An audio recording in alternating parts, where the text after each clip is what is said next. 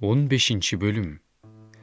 Небат уулу Жаробамдын падышачылыгынын 18-жылында Абиям жүйүттөргө падыша болду. Ал Иерусалимде 3 жыл падышачылык кылды. Анын энесинин аты Мааха эле. Ал Абышаломдун кызы болчу. Ал атасы кылган күнөөлөрдүн баарын кылды. Атасы Дөөттүн жүрөгү берилгендей, анын жүрөгү Кудай Теңирине берилген жок.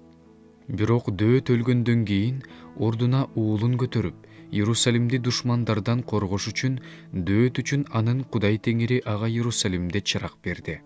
Себеби Хеттик Уриге кылганын эске албаганда, Дөөт өмүр өткөнчө Теңирдин осуяттарынын биринен да четтебей, Теңирге жаккан иштерди кылган.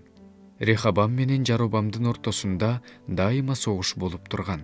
Абиямдын башка баардык иштери Жүйүт падышаларынын тарых китебинде баяндалып жазылган. Абиям менен Жаробамдын ортосунда согуш болуп турган. Абиям көз жумуп, аны Дөөттүн шаарына, ата бабаларынын жанына коюшту. Анын ордуна уулу Аса такка отурду. Исрайылдын падышасы Жаробамдын падышачылыгынын 20-жылында жүйүттөргө Аса падыша болду. Ал Иерусалимде 41 жыл падышачылык кылды. Анын чоң энесинин аты Мааха эле. Ал Абышаломдун кызы болчу. Аса атасы Дөөткө окшоп, Теңирдин алдында Теңирге жаккан иштерди кылган. Ал бузулгандарды өлкөдөн кууп, аталары жасаган жасалма кудайларды жок кылды. Ал тургай, ал өз энеси Мааханы Ашера бурканын жасаган үчүн ханышалык наамынан ажыратты. Аса анын бурканын талкалап, өрттөп, гүлүн Кидрон суусуна чачып жиберди. Бийик жерлердеги бутканалар жок кылынган жок. Бирок Асанын жүрөгү өмүр өткөнчө Теңирге толук берилди.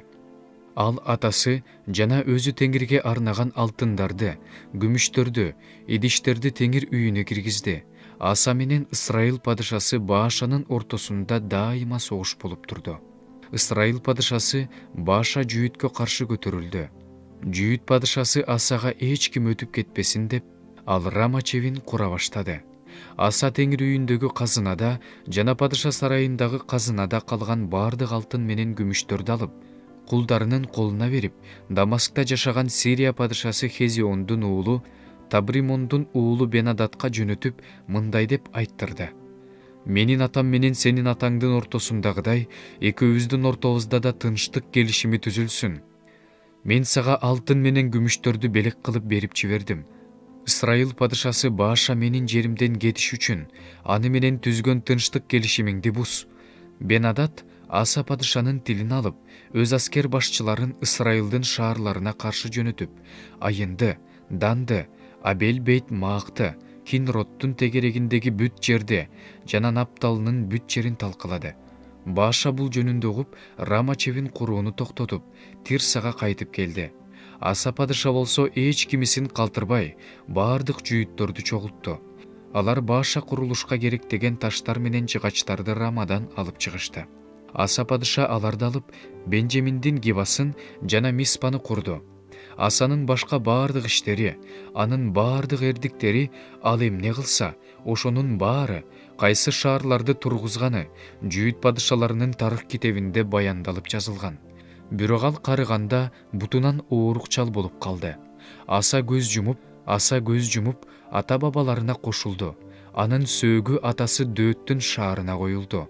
Анын ордуна уулу Жошапат тактыга отурду. Жүйүт падышасы Асанын падышачылык кылганына 2 жыл болгондо, Жаробам уулу Надап Исрайылга падыша болуп, 2 жыл падышачылык кылды. Ал Теңирге жакпаган иштерди кылды. Исрайылды күнөөгө батырган атасынын жолун жолдоп, ал кылган күнөөлөрдү кылды. Надап жана бүт исрайылдыктар Гиптонду курчап алган учурда, Исахар уруусунан Акия уулу Бааша Надапка каршы чагым уюштуруп, аны пелиштиликтердин Гиптонунун жанында өлтүрдү. Жүйүт падышасы Асанын падышачылыгынын 3-жылында Бааша Надапты өлтүрүп, анын ордуна такка отурду. Ал такка отурганда Теңирдин өз кулу Шилолук Акия аркылуу айткан сөзү боюнча Жаробамдын бүт тукумун кырып салды. Жаробамдын бир да кишисин тирүү калтырган жок. Бул Жаробамдын өз күнөөлөрү менен Исрайылды күнөөгө батыргандыгы үчүн, акарат келтирип Исрайылдын Кудай Теңирин каарданткандыгы үчүн болду.